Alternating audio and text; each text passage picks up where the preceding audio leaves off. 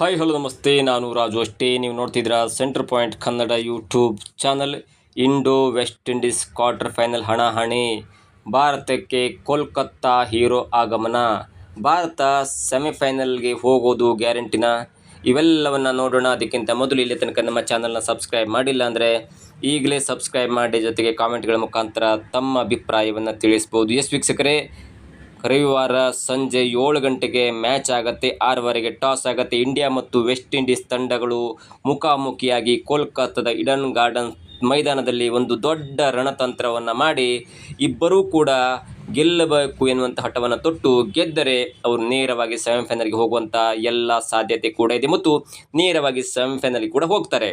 ಇದರ ಮಧ್ಯೆ ಎಲ್ಲೋ ಒಂದು ಕಡೆ ಭಾರತ ಮೊದಲ ಪಂದ್ಯದಲ್ಲಿ ದಕ್ಷಿಣ ಆಫ್ರಿಕಾ ವಿರುದ್ಧ ಸೋತಾಗ ಪ್ರತಿಯೊಬ್ಬ ಭಾರತೀಯ ಆಟಗಾರರು ಆಕ್ರೋಶಕ್ಕೆ ಒಳಗಾಗಿದ್ದರು. ಅದರಲ್ಲೂ ಮುಖ್ಯವಾಗಿ ಭಾರತೀಯ ಫ್ಯಾನ್ಸ್ ಇದ್ದಾರಲ್ಲ, ಅಭಿಮಾನಿಗಳು ಭಾರತ ತಂಡವನ್ನು ಹಿಗ್ಗಾಮುಗ್ಗಾ ಜಾಡಿಸಿದರು.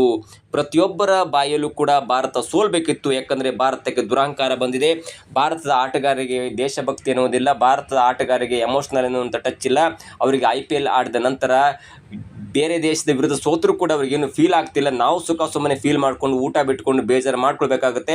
ಇವರಿಗೆ ತಕ್ಕ ಶಾಸ್ತಿಯನ್ನು ಆಗಿದೆ ಅನ್ನುವಂಥ ಒಂದು ಆಕ್ರೋಶ ಮಾಡಿದ್ರು. ಜೊತೆಗೆ ಆ ಒಂದು ಸೋಲಿದೆಯಲ್ಲ, ಸೌತ್ ಆಫ್ರಿಕಾ ತಂಡದ ವಿರುದ್ಧ ಬರೋಬ್ಬರಿ 76 ರನ್ಗಳ ಸೋಲು ಇದೆಯಲ್ಲ, ಅದು ಒಂದು ಹಂತಕ್ಕೆ ಭಾರತ ತಂಡ ಸೆಮಿಫೈನಲಿಂದ ಆಚೆ ಹೋಗುವಂಥ ಎಲ್ಲ ಸಾಧ್ಯತೆ ಕೂಡ ಇತ್ತು. ಯಾಕಂದರೆ ರನ್ ರೇಟ್ ಬರೋಬ್ಬರಿ -3.80ಕ್ಕೆ ಬಂದು ಬಿಟ್ಟಿತ್ತು. ಮತ್ತು ಒಂದು ವೇಳೆ ಸೌತ್ ಆಫ್ರಿಕಾ ವಿರುದ್ಧ ವೆಸ್ಟ್ ಇಂಡೀಸ್ ಏನಾದರೂ ಗೆದ್ದಿದ್ರೆ ಭಾರತ ಈಗಾಗಲೇ ಸೆಮಿಫೈನಲ್ ರೇಸ್ನಿಂದ ಹೊರಗೆ ಹೋಗಿ 2-3 ದಿನ ಆಗ್ತಾ ಇತ್ತು. ಆದರೆ ಸೌತ್ ಆಫ್ರಿಕಾ ಮಾಡಿದಂಥ ದಿಟ್ಟ ಹೋರಾಟದಿಂದ ಸೌತ್ ಆಫ್ರಿಕಾ ವೆಸ್ಟ್ ಇಂಡೀಸ್ ತಂಡವನ್ನು ಹೀನಾಯವಾಗಿ ಸೋಲಿಸಿದ ನಂತರ ಭಾರತ ಕೂಡ ಜಿಂಬಾಬ್ವೆ ತಂಡದ ವಿರುದ್ಧ ಒಂದು ಸಾಂಘಿಕ ಹೋರಾಟ, ಜೊತೆಗೆ ಅದ್ಭುತ ಬ್ಯಾಟಿಂಗ್ ಮಾಡಿದಂಥ ರೀತಿಯಲ್ಲಿ ಭಾರತ ಜಿಂಬಾಬ್ವೆ ತಂಡವನ್ನು 72 ರನ್ಗಳಿಂದ ಸೋಲಿಸಿ ಸೆಮಿಫೈನಲ್ ತಲುಪುವಂಥ ಆಸೆಯನ್ನು ಜೀವಂತವಾಗಿ ಇಟ್ಟುಕೊಳ್ತು.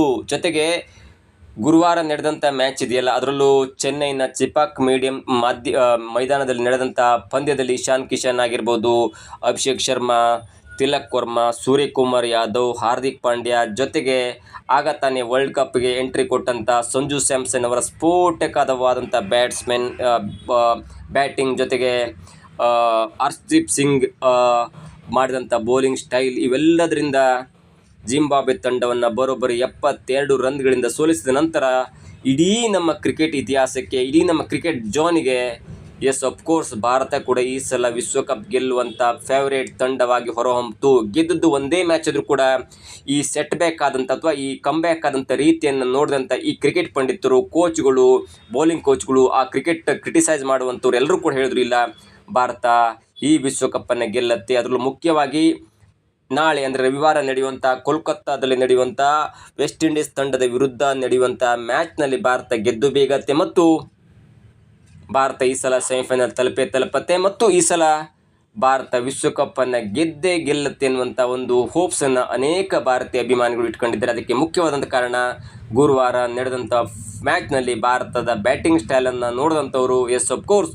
ಭಾರತ ಕೂಡ ಈ ಸಲ ಕಪ್ ಗೆಲ್ಲುವಂಥ ಒಂದು ಫೇವರೇಟ್ ತಂಡವಾಗಿ ಹೊರಹೊಮ್ಮಿದೆ ಅನ್ನುವಂಥ ಒಂದು ಲೆಕ್ಕಾಚಾರವನ್ನು ಇಟ್ಕೊಂಡಿದ್ದಾರೆ. ಇನ್ನು ಕೋಲ್ಕತ್ತಾದ ಈಡನ್ ಗಾರ್ಡನ್ಸ್ ಮೈದಾನದ ಒಂದು ಹಿಸ್ಟ್ರಿಯನ್ನು ಕೆದಕೋದಾದರೆ ಮತ್ತು ಈಗಿನ ವೆಸ್ಟ್ ಇಂಡೀಸ್ ತಂಡದ ಒಂದು ಹಿಸ್ಟ್ರಿಯನ್ನು ನೋಡ್ತಾ ಹೋದರೆ, ಜೊತೆಗೆ ಇಂಡಿಯಾದ ಒಂದು ಹಿಸ್ಟ್ರಿಯನ್ನು ನೋಡ್ತಾ ಹೋದರೆ, ವೆಸ್ಟ್ ಇಂಡೀಸ್ ತಂಡ ಇದೇ ಗ್ರೌಂಡ್ನಲ್ಲಿ ಅಂದರೆ ಕೋಲ್ಕತ್ತಾದ ಈಡನ್ ಗಾರ್ಡನ್ಸ್ ಮೈದಾನದಲ್ಲಿ 2016ರಲ್ಲಿ ಈಗಿನ ವೆಸ್ಟ್ ಇಂಡೀಸ್ ಕೋಚ್ ಆಗಿರುವಂಥ ಡ್ಯಾರೆನ್ ಸಾಮಿ ಅವರ ನೇತೃತ್ವದಲ್ಲಿ ಅಂದು 2016ರಲ್ಲಿ ಅವರೇ ಕ್ಯಾಪ್ಟನ್ ಆಗಿದ್ದರು. ಆ ಕ್ಯಾಪ್ಟನ್ ಆದಂಥ ಈಗ ಕೋಚ್ ಆಗಿರುವಂಥ ಡ್ಯಾರೆನ್ ಸಾಮಿ ನೇತೃತ್ವದ 2016ರ ತಂಡ ಅಂದು ಇಂಗ್ಲೆಂಡ್ ತಂಡವನ್ನು ಮಣಿಸಿ ವಿಶ್ವಕಪ್ಪನ್ನು ಗೆದ್ದಿತ್ತು. ಅದು ಕೂಡ ಆಗಿದ್ದು ಇದೇ ಈಡನ್ ಗಾರ್ಡನ್ಸ್ ಮೈದಾನದಲ್ಲಿ.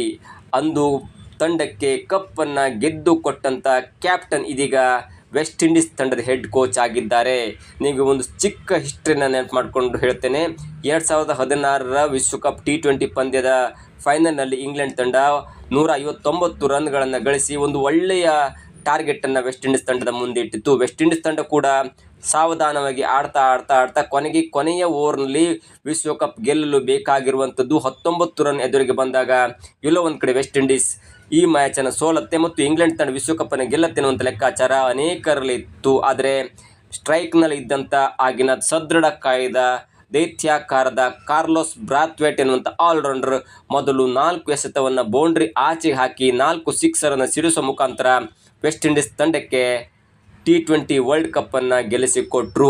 ಆ ಪಂದ್ಯ ಆಗಿದ್ದು ಕೂಡ ಇದೇ ಈಡನ್ ಗಾರ್ಡನ್ಸ್ ಮೈದಾನದಲ್ಲಿ. ಹಾಗಾಗಿ ವೆಸ್ಟ್ ಇಂಡೀಸ್ನ ಅನೇಕ ಆಟಗಾರರಿಗೆ ಈ ಈಡನ್ ಗಾರ್ಡನ್ಸ್ ಎನ್ನುವಂಥ ಮೈದಾನ ಒಂಥರ ತವರುಮನೆಯಾಗಿದೆ. ಜೊತೆಗೆ ಅಂದು ತಂಡಕ್ಕೆ ವಿಶ್ವಕಪ್ಪನ್ನು ಗೆಲ್ಲಿಸಿಕೊಟ್ಟಂಥ ಕ್ಯಾಪ್ಟನ್ ಈಗ ಅದೇ ತಂಡದ ಹೆಡ್ ಕೋಚ್ ಆಗಿದ್ದಾರೆ. ಹಾಗಾಗಿ ಈ ಭಾರತೀಯ ಆಟಗಾರರ ಒಂದು ಆಟ, ಜೊತೆಗೆ ಭಾರತೀಯ ಆಟಗಾರರ ಒಂದು ಮನೋಬಲ, ಜೊತೆಗೆ ಭಾರತ ತಂಡದ ಒಂದು ವೈಖರಿ, ಜೊತೆಗೆ ಭಾರತದ ಈ ಈಡನ್ ಗಾರ್ಡನ್ಸ್ ಮೈದಾನದ ಒಂದು ಪಿಚ್ಗಳ ಬೆಳವಣಿಗೆ, ಪಿಚ್ನ ವ್ಯತಿರಿಕ್ತವಾದಂಥ ಮೂಮೆಂಟ್ ಎಲ್ಲವೂ ಕೂಡ ಕೋಚ್ ಆಗಿರುವಂಥ ಡ್ಯಾರೆಲ್ ಸಾಮಿ ಅವರಿಗೆ ಒಂದು ಉತ್ತಮವಾದಂಥ ಒಂದು ಅಭ್ಯಾಸವಾಗಿದೆ. ಹಾಗಾಗಿ ವೆಸ್ಟ್ ಇಂಡೀಸ್ ತಂಡಕ್ಕೆ ಅವರು ಕೂಡ ಒಂದು ಹೆಲ್ಪ್ ಆಗ್ತಾರೆ. ಕೋಚ್ ಆಗಿ ಕೂಡ ಏನೆಲ್ಲ ಮಾಡ್ಬೋದು, ಏನೆಲ್ಲ ರಣತಂತ್ರ ಮಾಡ್ಬೋದು ಎನ್ನುವಂಥ ಲೆಕ್ಕಾಚಾರ ಕೂಡ ಅವರು ಹಾಕ್ತಾರೆ. ಹಾಗಾಗಿ ಭಾರತ ಮತ್ತು ವೆಸ್ಟ್ ಇಂಡೀಸ್ ತಂಡಗಳ ನಡುವಿನ ಪಂದ್ಯ ಒಂದು ರೋಚಕತೆಗೆ ಸಾಕ್ಷಿಯಾಗುತ್ತೆ ಮತ್ತು ನಾಳೆ ಗೆದ್ದವರು ನೇರವಾಗಿ ಸೆಮಿಫೈನಲ್ಗೆ ತಲುಪುತ್ತೆ. ಇನ್ನು ಭಾರತ ತಂಡಕ್ಕೆ ಕೋಲ್ಕತ್ತಾದ ಹೀರೋ ಆಗಮನ ಎನ್ನುವಂಥ ಹೆಡ್ಲೈನ್ಸನ್ನು ಕೂಡ ಕೊಟ್ಟಿದೆ.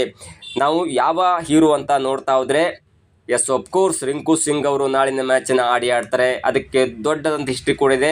ಕೋಲ್ಕತ್ತಾ ನೈಟ್ ರೈಡರ್ಸ್ ತಂಡದ ಕಾಯಂ ಸದಸ್ಯರಾಗಿರುವಂಥ ರಿಂಕು ಸಿಂಗ್ ಅವರು ಕೋಲ್ಕತ್ತಾ ಯಾವಾಗ ತನ್ನ ಪಂದ್ಯವನ್ನು ಕೈಜಾರಿ ಹೋಯಿತು, ಕೋಲ್ಕತ್ತಾ ನೈಟ್ ರೈಡರ್ಸ್ ತಂಡ ಸೋಲತ್ತೆ ಅನ್ನುವಂಥ ಗಳಿಗೆಯಲ್ಲಿ ಬ್ಯಾಟಿಂಗ್ಗೆ ಬಂದಂಥ ರಿಂಕು ಸಿಂಗ್ ಅವರು ಅನೇಕ ಬಾರಿ 6 ಬಾಲ್ನಲ್ಲಿ 30, 10 ಬಾಲ್ನಲ್ಲಿ 50, 12 ಬಾಲಲ್ಲಿ 51 ಹೀಗೆ ಸ್ಫೋಟಕ ಬ್ಯಾಟಿಂಗ್ ಮಾಡಿ 3-4 ಬಾರಿಗೂ ಹೆಚ್ಚು ಕೋಲ್ಕತ್ತಾ ತಂಡದ ಒಂದು ತಂಡವನ್ನು ಗೆಲ್ಲಿಸಿಕೊಟ್ಟಂಥ ಹೆಗ್ಗಳಿಕೆ ಇದೇ ರಿಂಕು ಸಿಂಗ್ ಅವರಿಗಿದೆ. ಹಾಗಾಗಿ ನಾಳಿನ ಪಂದ್ಯದಲ್ಲಿ ಆ ಒಂದು ಪಿಚ್ಚನ್ನು ಅರಿತುಕೊಂಡಿರುವಂಥ ರಿಂಕು ಸಿಂಗ್ ಅವರು ವಾಪಸ್ ಆಗ್ತಾರೆ ಮತ್ತು ಅವರ ಬ್ಯಾಟಿಂಗ್ ವೈಖರಿ ಮತ್ತು ಅವರ ಒಂದು ಸ್ಫೋಟಕ ಬ್ಯಾಟಿಂಗ್ ಕೂಡ ನೋಡ್ಬೋದು. ಹಾಗಾಗಿ ನಾವು ನಾಳೆ ಯಾರೆಲ್ಲ ಆಡ್ಬೋದು ಎನ್ನುವಂಥ ಒಂದು ಲೆಕ್ಕಾಚಾರ ಹಾಕಿದಾಗ ಅಭಿಷೇಕ್ ಶರ್ಮಾ, ಇಶಾನ್ ಕಿಶನ್ ಅವರು ಓಪನಿಂಗ್ ಸ್ಲಾಟನ್ನು ತೆಗೆದುಕೊಳ್ತಾರೆ. ಅದಾದ ನಂತರ ನಂಬರ್ 3 ಪ್ಲೇಸಲ್ಲಿ ತಿಲಕ್ ವರ್ಮಾ ಇರ್ತಾರೆ, ನಂಬರ್ 4 ಸೂರ್ಯಕುಮಾರ್ ಬರ್ತಾರೆ, ನಂಬರ್ 5 ಹಾರ್ದಿಕ್ ಪಾಂಡ್ಯ ಇರ್ತಾರೆ,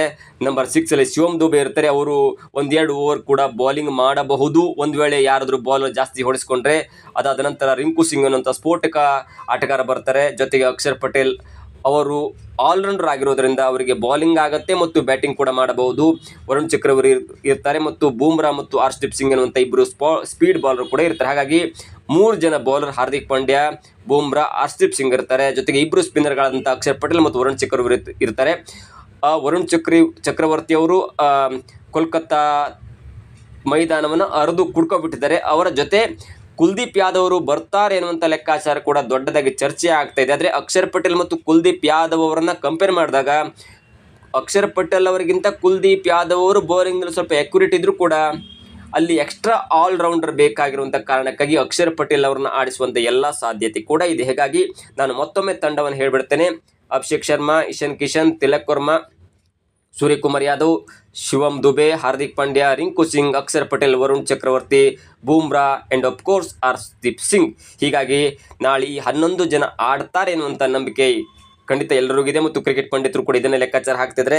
ಇನ್ನು ನಾಳಿನ ಪಂದ್ಯದಲ್ಲಿ ಮಳೆ ಬರುವ ಸಾಧ್ಯತೆ ತುಂಬ ಕಡಿಮೆ ಇದೆ ಅನ್ನುವಂಥ ಒಂದು ಸೂಚನೆಯನ್ನು ಹವಾಮಾನ ಇಲಾಖೆ ಕೊಟ್ಟಿರುವುದರಿಂದ ನಾಳೆ ಪಂದ್ಯ ನಡೆಯುತ್ತೆ ಮತ್ತು ನಾಳೆ ಪಂದ್ಯವನ್ನು ಭಾರತ ಗೆದ್ದು ನೇರವಾಗಿ ಸೆಮಿಫೈನಲ್ಗೆ ತಲುಪುತ್ತೆ ಅನ್ನುವಂಥ ಆತ್ಮವಿಶ್ವಾಸ ಇದೀಗ ಕೋಟ್ಯಾಂತರ ಅಭಿಮಾನಿಗಳು ಹೇಳ್ತಾ ಇದ್ದಾರೆ. ಇದಾಗಿತ್ತು ಇವತ್ತಿನ ವಿಶೇಷ. ನೋಡ್ತಾ ಇರಿ centre point Kannada YouTube channel.